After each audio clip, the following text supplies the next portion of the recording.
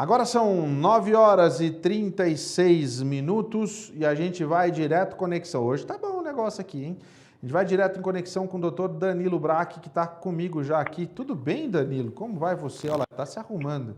Baixa mais essa câmera aí, Danilo, para não ficar com eu, ficar diferente de você. Aí, pronto. Tamo junto. Aí, beleza. Tamo junto. Danilo, quanta coisa acontecendo nessa reta final de eleição no que diz respeito à imigração. O ICE está batendo forte nessa região de Boston. Eu não sei como é que está seu escritório, porque ontem mesmo um rapaz entrou em contato comigo e falou, pelo amor de Deus, me indica um advogado, ele é de Maryland. Eu falei, ó, mesmo você sendo de Maryland, o rapaz foi preso? Foi preso. Então eu falei, fala com o Danilo, conversa com ele para ver se ele pode orientar. Mas você estava, eu acho que, bastante ocupado ontem com alguns clientes, aí a quem atendeu acabou orientando ele rapidamente. E olha só o que aconteceu, vou te contar aqui só para você me falar um pouco mais sobre essa situação toda que está acontecendo. Ele falou o seguinte, o motorista dele foi fazer uma entrega de carros numa área portuária, numa zona portuária, e aí ele acabou sendo preso. Ele passou mais de 24 horas sem comida e sem água lá dentro. Começou a passar mal e deu febre por conta do frio.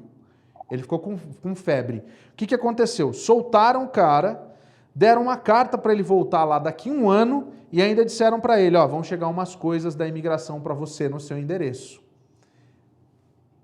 Como assim?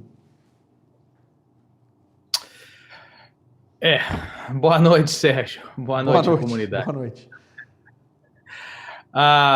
Infelizmente, essas histórias às vezes acontecem, né? E eu gostaria de dizer que isso é uma coisa nova, mas na realidade, desde que eu me conheço por gente aqui na América, há 31 anos, de vez em quando a gente ouve histórias assim, de pessoas que não recebem um tratamento digno, um tratamento honrado, um tratamento civilizado, humano, né?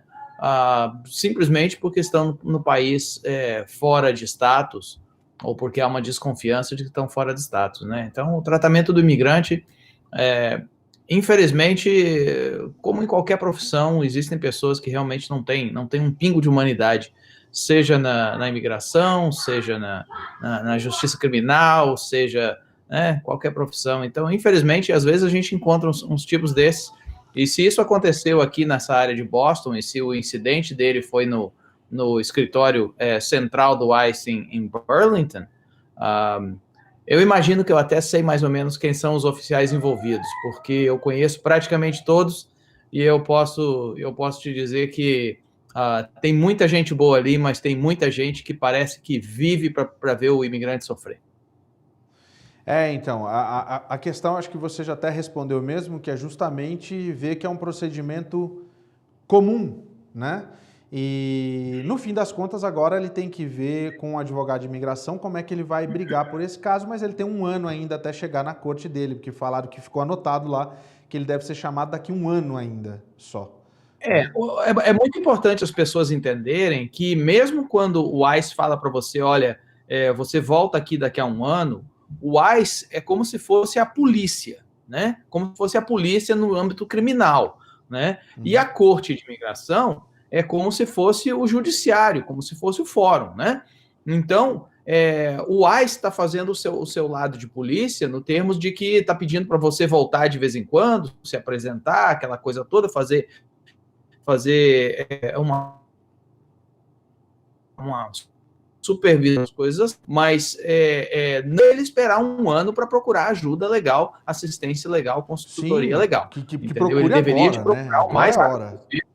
Exatamente, porque se, por exemplo, eles pegaram o endereço errado, ou qualquer coisa assim, e mandam a notificação da data de corte para ele, e vai para o endereço errado, vai ser difícil ele sair fora disso aí, ele vai acabar com uma ordem de deportação. Então, para ele poder realmente desfrutar de todos os seus direitos e proteger os seus direitos, ele deve procurar uma representação o mais rápido possível.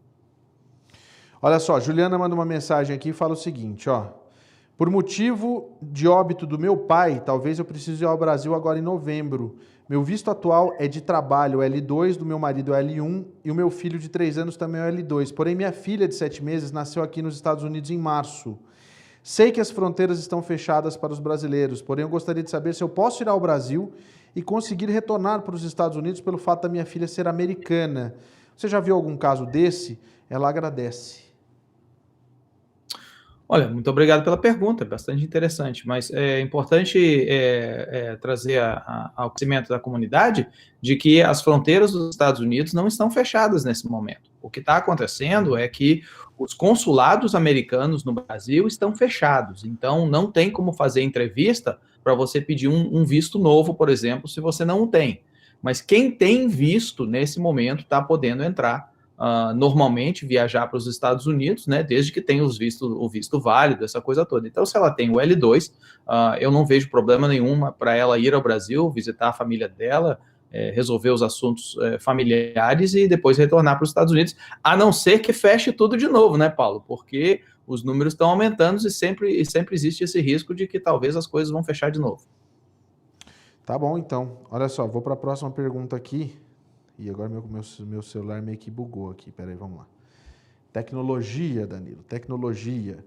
Vamos lá, Danilo. No ano de 2019, eu fui realizar a entrevista do visto da minha filha. No caso, ela tem 5 anos e na época tinha 4.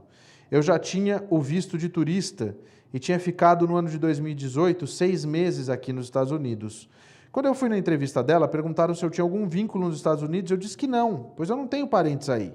Entretanto, o agente consular negou o visto dela e cancelou o meu. No momento, ele não disse o porquê e nem eu conseguiria entrar, e nem se eu conseguiria entrar novamente ou ir em outra entrevista. Por gentileza, eu não sei o que fazer. Se eu posso solicitar o visto de novo ou posso tentar algum outro tipo de visto. Você poderia me ajudar? Olha, em termos de ajudar, eu não sei se eu conseguiria não, mas porque realmente isso é lidar diretamente com os vistos no Brasil, né? Fica meio complicado a gente lidar com visto daqui. Mas em termos de te dar uma sugestão do que fazer, bom, a primeira coisa que eu teria interesse de saber seria aonde foi que você fez a sua entrevista que foi negada. A nossa experiência, infelizmente, é de que, por exemplo, o consulado de Brasília nega muitos vistos, né? O consulado de Porto Alegre nega muitos vistos. Nós tivemos recentemente um pastor nosso da minha própria igreja que teve o visto negado após tudo estar aprovado aqui nos Estados Unidos, tudo 100%, chegou no consulado em Brasília e o visto foi negado. E aí o que eu fiz foi, eu falei, não, nós vamos aplicar no Rio de Janeiro, e aplicamos, e com 2 meses conseguimos uma nova entrevista no Rio de Janeiro, para ele e para a família. Eu fui pessoalmente ao Rio de Janeiro, porque era, obviamente, uma coisa de interesse meu, amigo meu, é pastor da minha igreja, e aprovaram com 5 minutos, sem problema nenhum, até não sabiam nem como explicar por que tinha sido negado na primeira vez. Então, às vezes, também tem a ver com quem que é o oficial de imigração que está vendo o seu caso no consulado, e às vezes também tem a ver com diretrizes do próprio consulado. Na minha experiência, Paulo, São Paulo e Rio de Janeiro são mais fáceis de lidar do que Brasília, Recife e Porto Alegre. Aliás, a decisão do agente consular ela é muito subjetiva em muitas situações, né, Danilo? Essa que é a história. Porque vai em situações de achismo total, né? Claro, tem toda a questão de documentação, etc., você provar isso ou aquilo, mas se o cara não vai com a cara do solicitante de visto, não tem ninguém que vai resolver. Por isso que muitas vezes, e a gente já viu casos, como você falou agora aí, da pessoa não esperar, de repente, nem 2 semanas, já marcar porque tem pressa para vir para cá e conseguir a aprovação logo na sequência, né? Isso pode acontecer. Olha só, Sandra Moitinho, minha filha é residente com cidadania americana. Eu posso solicitar o meu green card mesmo morando no Brasil? Isso é muito comum as pessoas perguntarem isso, hein, Danilo? É muito comum. Só que tem um porém. Um filho, ele só pode solicitar a legalização dos pais após ele se tornar cidadão americano. Apenas ter o green card, né, o residente permanente, ter a residência permanente, o green card, não é suficiente. Para um filho solicitar a legalização dos pais, precisa ser cidadão americano. Uma vez que ela se torna cidadã americana, faz o juramento da bandeira e recebe o certificado de cidadania, aí ela pode dar entrada para você, você estando nos Estados Unidos, estando no Brasil, estando em qualquer lugar do mundo, ela tem o direito de fazer o pedido. Então, ela sendo a filha dela sendo residente com cidadania, quer dizer que está tudo ok, ela pode fazer isso, né? Que bom. Exatamente, ela tem que ser cidadã americana, ela tem que naturalizar para poder usar os pais, entendeu? Apenas residência permanente não é suficiente. Residência permanente é o green card. Olha só, essa é bem sua área, viu, Danilo? Lucas Rabelo, eu posso processar o Estado por me tratar de forma desumana por ser imigrante fora de status? Nossa, como eu gostaria de poder fazer isso. A não ser que hajam falhas intencionais, a não ser que hajam tratamentos intencionais que sejam violação do Tratado de Genebra, realmente não existe assim necessariamente um jeito de você processar oficiais de imigração, porque, sei lá, às vezes eles não te trataram com respeito ou qualquer coisa assim, né? Existem esses processos que, por exemplo, a ACLU e outras organizações processos em massa, são class actions, né, para tentar modificar a forma com que certos imigrantes, em geral, estão sendo tratados em certos lugares. Que nem, por exemplo, quando estava acontecendo aquelas pessoas que estavam sendo colocadas naquelas celas que, na realidade, eram cages, né, eram jaulas, né? Então, esse LU e outros estavam processando para aquilo não acontecer. Mas um imigrante em si, é quase impossível isso acontecer, a não ser que realmente haja uma violação absoluta dos seus direitos humanos dentro do Tratado de Genebra, né? Que é o direito de você receber um mínimo de alimentação, de receber água, entendeu? E de não sofrer qualquer tipo de tortura ou abuso. Entendi. Olha só, eu estava vendo aqui, a gente tem uma outra pergunta, Samuel Brito.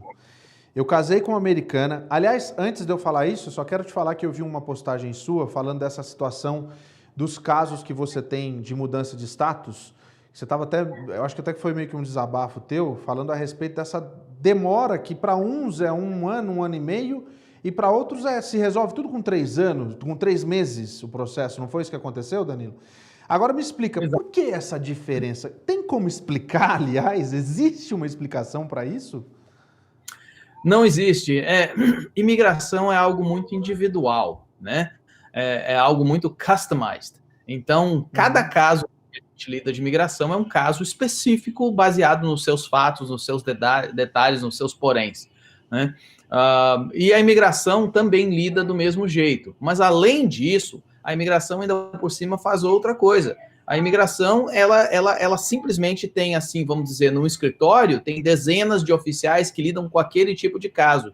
E ela simplesmente vai, ok, chegou 60 casos, vamos lá, 5 para cada um. Mas não existe necessariamente um controle, pelo menos que a gente saiba, que monitore o funcionamento de cada oficial. Então, um oficial pode levar o triplo de tempo que outro oficial para processar aquele tipo de caso, né? Além de que é aquela coisa, o oficial recebe lá, sei lá, 15 pastas. Uma pasta tem 2.000 páginas, a outra pasta tem só 50 páginas, e o cara tá com um pouco de preguiça, ele vai trabalhar naquela de 50 páginas, e aquela que tem 2.000 páginas, ela vai ficando para lá, ficando para lá, ficando para lá, entendeu? Então aí você tem essas diferenças absurdas que ninguém jamais conseguiu explicar. Por que você faz 2 pedidos exatamente iguais, no mesmo lugar, no mesmo dia, um chega com 3, 4 meses, o outro leva 1 ano e meio. Só para você ter ideia, essa semana eu recebi um green card que nós pedimos, que levou 3 meses e meio para chegar. Entendeu? O cliente foi isso que eu vi. O cliente achou que eu estava brincando com ele quando eu liguei e falei, seu green card tá aqui, porque eu tinha falado que pode levar até 1 ano, 1 ano e meio. Ele ainda falou assim, pô, ainda bem que você mentiu pro bem. Ainda bem que você mentiu. Olha isso, ainda bem que você mentiu pro bem. Mentiu pro bem, não, a gente ouve cada coisa. Não é? Tá bom, então. Como eu ia falando aqui, o Samuel Samuel, casei com uma americana e estou na mudança de status, já recebi meu combo card, o I-512. Antes de casar, fiquei fora do status, além de 180 dias. Se eu viajar para o exterior e voltar aos Estados Unidos, eu serei barrado? Quer dizer, ele já tem um combo card, então ele já tem tanto o work permit quanto o parole, né, para poder viajar, né? E aí, Danilo, Exato. caso do Samuel? Pois é aquela coisa, toda vez que você fica além do seu prazo, você corre riscos de não ser admitido novamente, né? Lembrando que quando você está dentro dos Estados Unidos, é um tipo de lei que se aplica para você, um tipo de regulamento que se aplica para você. O momento que você coloca o pé para fora dos Estados Unidos, são outros regulamentos que se aplicam a você. Então, existem, por exemplo, barras que às vezes se aplicam às pessoas somente quando elas saem dos Estados Unidos, que estando dentro dos Estados Unidos, essas barras não se aplicam. Então, você tem que ter muito cuidado quando você sai do país, mesmo, Paulo, se você tiver uma autorização de viagem. Eu, por exemplo, os meus clientes, vamos dizer assim, do DACA, por exemplo, eles já sabem, se você é cliente meu, você não vai viajar para fora do país. Entendeu? Simplesmente não vai. Eu me recuso a fazer autorização de viagem, porque eu me recuso a ser aquele advogado que vai ter um cliente que está aqui desde que ele tem 5 anos de idade e por algum motivo, às vezes até desconhecido para nós ou discricionário, o cara, quando for voltar de ver a família no Brasil, o cara vai ficar barrado e não consegue mais entrar no único país que ele realmente conhece. Entendeu? Então, sim, a gente age com muita cautela nesse tipo de coisa. Então, você tem que ter muito cuidado, especificamente, quando você viaja para fora do país, porque uma autorização de viagem não é garantia que você entra nos Estados Unidos.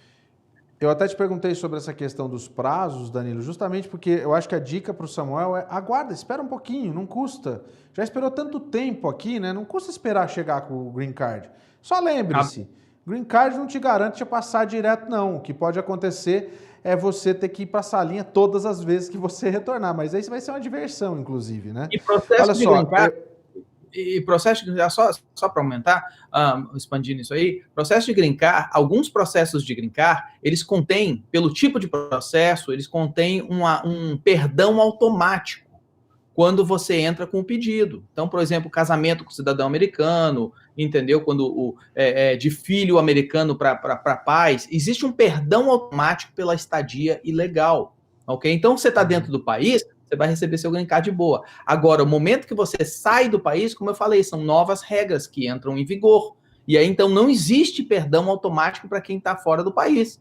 Então, você aquela autorização... Pode colocar tudo a perder com uma facilidade absurda, né? Absolutamente. Então, eu tenho um cliente, por exemplo, que está aqui há 10 anos, casa com uma americana, entendeu? Entrou com visto, beleza, ele vai receber o green card aqui dentro, sem problema nenhum, não precisa de perdão automático. Mas se ele resolver sair do país para ver um familiar, com autorização de viagem e tudo, ele vai ser barrado na entrada dos Estados Unidos, porque agora, quando ele saiu, ele acarretou uma outra barra de 10 anos que não tem o perdão automático, e agora ele vai ter que esperar no Brasil por um perdão, que pode levar 1 ano a mais. Entendi. Olha só, é um caso de visto U, tá?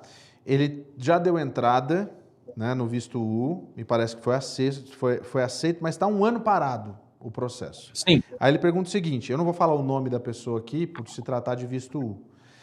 Eu posso aplicar para o Work Permit? Se a imigração me pegar, eu corro risco de deportação, mesmo estando em processo de visto e já ter feito o fingerprint?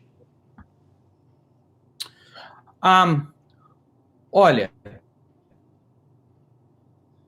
o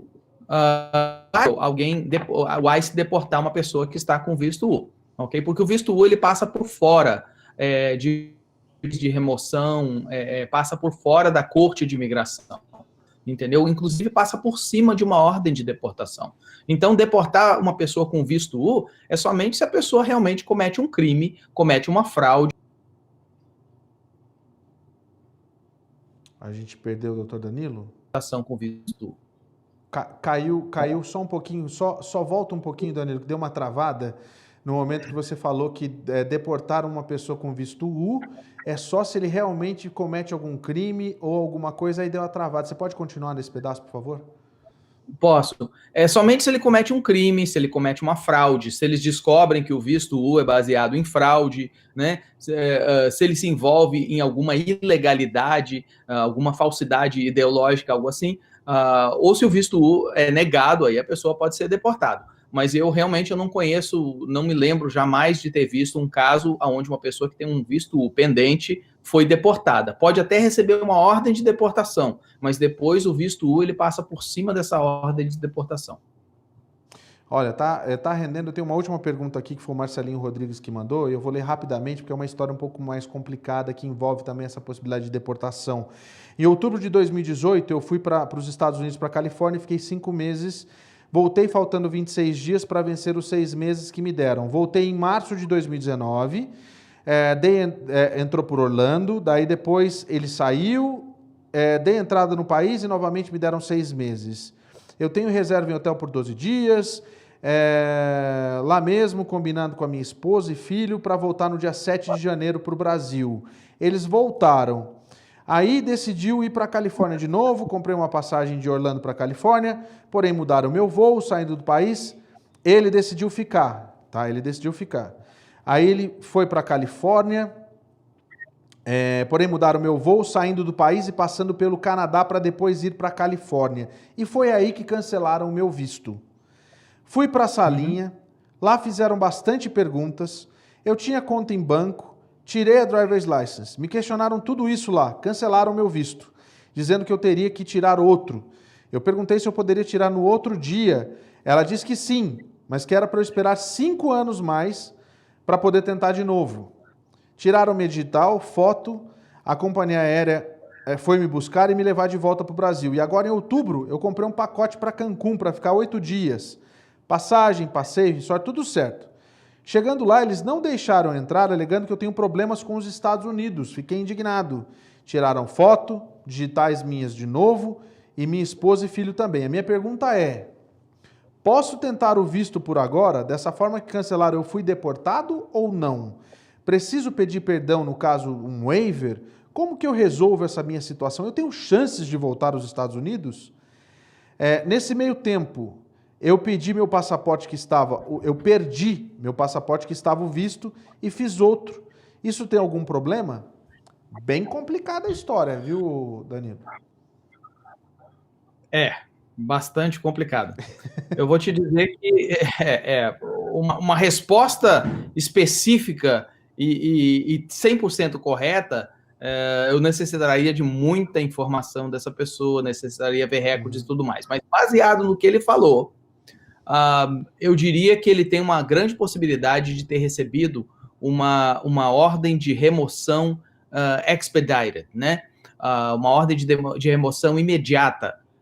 Por isso que eles falaram de 5 anos. Quando é uma ordem de remoção de um juiz de imigração, é 10 anos que você tem que ficar fora. Mas quando é uma ordem de remoção emitida diretamente na fronteira ou no aeroporto, um retorno, né? É 5 anos. E aí você não pode aplicar para um visto antes desses 5 anos. Raramente você consegue um waiver, né? A não ser que você consiga demonstrar que você não violou nenhuma lei e que o oficial de imigração cometeu um erro quando ele tomou essa decisão e quando emitiram essa ordem de deportação expedited. Fora isso, somente se você tivesse realmente um cônjuge ou pai ou filhos que sejam americanos ou tenham green card para a gente poder pedir um waiver. Existem algumas exceções, mas são raras. Entendi. Olha só, a situação... Agora, tem uma situação nessa história aí que é Cancún ter rejeitado a entrada dele. Não é uma coisa... É comum acontecer isso? Olha, eu nunca tinha escutado falar sobre isso. Eu acho que eu também nunca escutei isso aí. Eu sei que os Estados Unidos têm um acordo com o México e principalmente Cancún tem uma entrada absolutamente escancarada para todos os cidadãos americanos, né? É muito fácil ir para Cancún. De vez em quando eu levo minha família para lá de vez em quando. Então é muito fácil para nós podermos ir dos Estados Unidos e retornar de Cancún.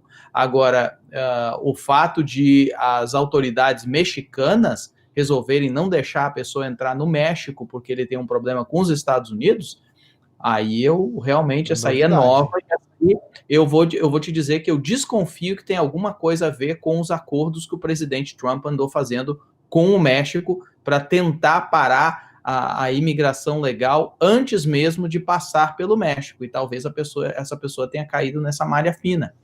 Muito Por injusto, isso eu acho. que por isso que as pessoas que estão indo com visto de estudante ou visto de turismo para lá, para Cancún, tem dado certo porque eles têm um visto válido. No caso dele, ele estava todo enrolado com a questão de visto, né? Eu acho que deve ter sido isso mesmo. Novidade mesmo. Exatamente. Podia ter deixado o cara curtir ali, ele não ia pegar um barquinho e vir nadando até que não. Não ia acontecer, Ainda mais com a não. família, né? Ainda mais com a família. Cancún Imagina. é do outro lado. Cancún é muito Não é? longe da fronteira. Porra, pelo amor de Deus. Mais fácil é Bahamas, que eu sei de uns casos aí. Mas isso é uma outra história. Doutor Danilo, mais uma vez, muito obrigado. Para você que está assistindo o programa, você já sabe tá aí como você faz para entrar em contato com o Danilo, é bracklaw.com. Ele está sempre com a gente aqui. Vou te falar, Danilo, tem uns BO aí de umas carteiras de motorista internacional ilegal, que assim que eu tiver com a matéria fechada, você já deve estar sabendo aí, da região de Boston, inclusive. Eu vou trazer, você vai voltar aqui para a gente comentar essa história. Espera que o negócio é forte. Você já está sabendo dessa história, eu tenho certeza disso. Danilo, mais uma vez, obrigado, boa noite. Obrigado você, Paulo, obrigado a toda a galera aí do SBR News. Um abraço, Deus abençoe e até a próxima, se Deus permitir.